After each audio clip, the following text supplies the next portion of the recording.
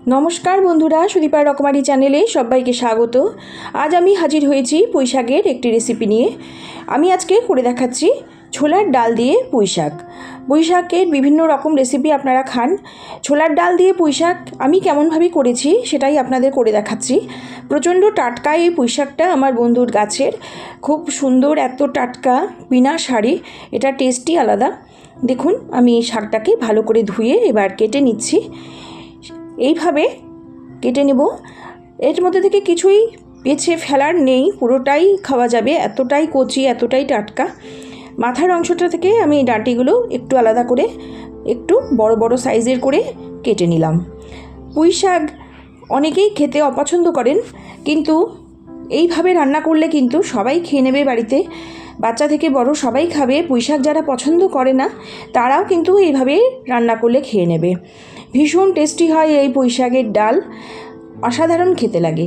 চলুন প্রথম থেকে শেষ পর্যন্ত স্কিপ না করে আমার সাথে দেখুন আমি কিভাবে রান্না করি। পুঁই শাকগুলো এইভাবে কেটে আমি নিয়ে নিলাম একটু বড় সাইজের করে।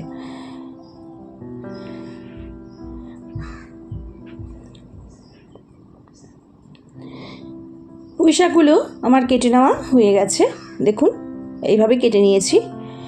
এরপরে আমি চলে আসছি দ্বিতীয় পর্যায়ে। এবার আমি নিয়েছি এখানে 300 গ্রাম ছোলার ডাল।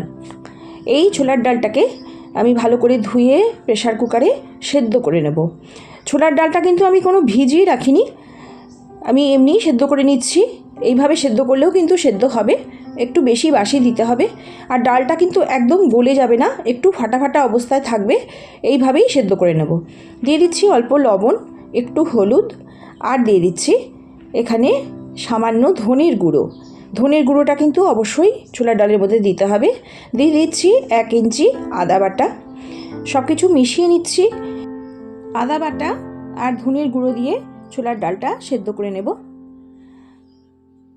দিয়ে দিচ্ছি অল্প কিছু কাঁচা লঙ্কা, আর এবারে দিয়ে দেব পরিমাণ মতো জল। ছোলার ডালটা কিন্তু একদম সেদ্ধ হয়ে পেস্ট হয়ে যাবে না, একটু দানা থাকবে, এইভাবেই সেদ্ধ করে নিতে হবে। এবার দিয়ে দিচ্ছি অল্প একটু সর্ষের তেল। দিয়ে দেব সামান্য একটুখানি খাবার সোডা, হাফ চামচের মতো খাবার সোডা দিয়ে দিলাম। খাবার সোডাটা দিয়ে ছোলার ডালটা সেদ্ধ করলে ছোলার ডালের সেদ্ধটা কিন্তু খুব সুন্দর হয়। দেখুন আমি এটা প্রায় 4 থেকে 5টা বাসি দিয়ে নামিয়ে নিলাম। খুব সুন্দরভাবে সেদ্ধ হয়েছে, একদম গলেও যায়নি, একদম সুসিদ্ধ হয়েছে। একটু ফাটা ফাটা অবস্থায় সেদ্ধ করে নিতে হবে, যেন গলে না যায়, লক্ষ্য রাখতে হবে। ছোলার ডালটা সেদ্ধ করে নিয়েছি। এবার গ্যাসে কড়াই বসিয়ে দিলাম। কড়াই বসিয়ে দিয়ে দেব এখানে ছোলার ডালটা, ছোলার সেদ্ধ ডালটা দিয়ে দিলাম।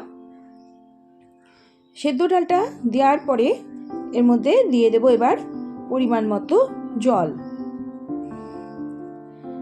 ভালো করে নাড়াচাড়া করে নিচ্ছি। এবারে দিয়ে দেব পরিমাণ মতো জল। প্রেসার কুকারটা ধুয়েই সেই জলটা দিয়ে দিলাম। এবার দিয়ে দেব এর মধ্যে যে পুঁই শাকটা আমি কেটে রেখেছি সেই পুঁই শাকটা।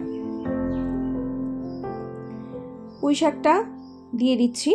পুঁই শাকটা দিয়ে ছোলার ডালটা মধ্যে এবার পুঁই শাকটাকে আমি সেদ্ধ করে নেব।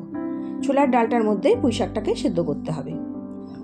খুব সহজে আর খুব তাড়াতাড়ি হয়ে যায় এই পুঁই শাকের ডাল, একদমই সময় লাগে না। আর একদম হালকা মশলা বলতে গেলে নেই, আর একদমই অল্প তেলে এই পুঁই শাকের ডাল দুর্দান্ত লাগে খেতে। ভাতের পাতে এত ভালো লাগে যে বাড়িতে সবাই কিন্তু খেয়ে নেবে এইভাবে করলে। পুঁই শাকটা ভালো করে দিয়ে এবার আমি ঢাকনা দিয়ে ঢেকে পুঁই শাকটা সেদ্ধ করে নেব ডালের সাথে। পুঁই শাকটা দিয়ে দেওয়া হয়েছে, এবারে একটি ঢাকনা দিয়ে ঢেকে দিলাম। গ্যাসের আঁচটা কিন্তু মিডিয়ামে রেখেছি। এইভাবে আমি ডালটাকে এবার পুঁই শাকের সাথে সেদ্ধ করে নেব। দেখুন চলে এলাম 5 থেকে 6 মিনিট বাদেই কিন্তু আমার পুঁই শাকটা সেদ্ধ হয়ে গেছে। দেখুন এত টাটকা আর কচি পুঁই শাক যে বেশি সময় একদমই লাগবে না। ছোলার ডালের সাথে পুঁই শাকটা খুব সুন্দরভাবে সেদ্ধ হয়ে গেছে। এবার নামিয়ে নিলাম।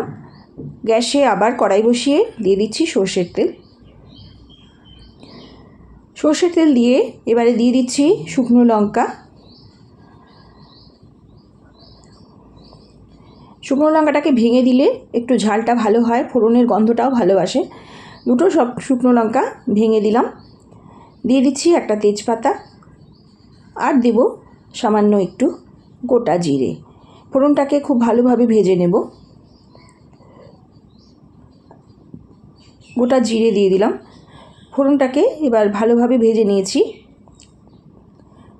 দিয়ে দিচ্ছি এর মধ্যে পরিমাণ মতো হলুদ। সব কিছু ভালোভাবে নাড়াচাড়া করে একটু সময় ভেজে নিচ্ছি। ভাজা হয়ে গেছে, খুব সুন্দর গন্ধ বেরিয়েছে। এই পর্যায়ে আমি দিয়ে দিলাম পুঁই শাক আর ছোলার ডাল। পুঁই শাক আর ছোলার ডালটা দিয়ে এবার ভালোভাবে নাড়াচাড়া করে নিচ্ছি। ডালটা আমার সম্পূর্ণ রেডি হয়ে এসেছে। দুর্দান্ত স্বাদের এই পুঁই শাকের ছোলার ডাল এত লোভনীয় যে করলে কিন্তু বাড়িতে সবাই খুব আনন্দ করে খাবে। যারা পুঁই শাক খেতে অপছন্দ করে তারাও এইভাবে ছোলার ডাল করলে খেয়ে নেবে। দিয়ে দিচ্ছি পরিমাণ মতো লবণ। লবণ আগেও দিয়েছি, সেটা মাথায় রেখেই এবার লবণটা দেব। দুর্দান্ত স্বাদের এই ছোলার ডাল কত তাড়াতাড়ি হয়ে গেল আপনারা দেখতে পেলেন। ভীষণ টেস্টি টাটকা পুঁই শাক দিয়ে এইভাবে ছোলার ডাল করে খেয়ে দেখবেন। যারা পুঁই শাক খায় না অবশ্যই খাবে। বাজারে গেলে পুঁই শাক আপনাদের নিয়ে আসতে বলবে এবং বাড়িতে করার জন্যে আবার অনুরোধ আসবে। এইভাবে অবশ্যই করে খেয়ে দেখবেন। দিয়ে দিলাম পরিমাণ মতো চিনি। আমি এখানে অল্প একটু চিনি দিলাম। যেহেতু পুঁই শাকের দিয়ে ছোলার ডাল, সেজন্য একটু মিষ্টি দিলে খেতে ভালোই লাগবে। আর যাদের অপছন্দ হয় মিষ্টি, তারা মিষ্টিটা স্কিপ করে যাবেন। ডালটা সম্পূর্ণ তৈরি হয়ে গেছে। একটুখানি সময় ফুটিয়ে নিচ্ছি। গ্যাসটা বন্ধ করে ঢেকে দিলাম। একটু সময় রেস্টে রেখে আমি আবার ফিরে আসছি। ফিরে এলাম 5 মিনিট বাদে। দেখুন কি সুন্দর দেখতে হয়েছে, দুর্দান্ত খেতে। দেখুন একদম আধ ফাটা ছোলার ডালটা, সাথে পুঁই শাকটা একদম সেদ্ধ হয়ে গেছে। ভীষণ দুর্দান্ত খেতে আমার পুঁই শাকের দিয়ে ছোলার ডাল সম্পূর্ণ রেডি। এবার আমি বাটিতে নিয়ে নিচ্ছি, সার্ভ করে নেব। দেখুন কি সুন্দর রঙটা এসেছে, দুর্দান্ত রং। আর কত সহজে হয়ে গেল, ভীষণ সুন্দর। আর এত তাড়াতাড়ি হয়ে যায় যে এই রেসিপিটি করলে একটু বেশি সময় রান্নাঘরে থাকতে হয় না। এই গরমের দিনে আমাদের যতটা কম সময় রান্নাঘরে থাকতে হয় ততটাই ভালো এই রেসিপিটি, সেই জন্যে কিন্তু একদমই পারফেক্ট। দেখুন দুর্দান্ত দেখতে হয়েছে, ভীষণ সুস্বাদু।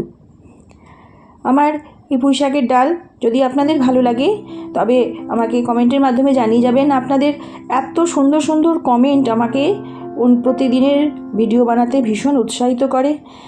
আর আমি আপনাদের প্রত্যেকের কমেন্টই পড়ি প্রতিদিন। ভীষণ সুন্দর সবাই কমেন্ট করেন, আমি ভীষণ উৎসাহিত হই। সবাই ভালো থাকবেন, সুস্থ থাকবেন। আমি আবারও একটি রেসিপি নিয়ে আপনাদের কাছে চলে আসব। নমস্কার।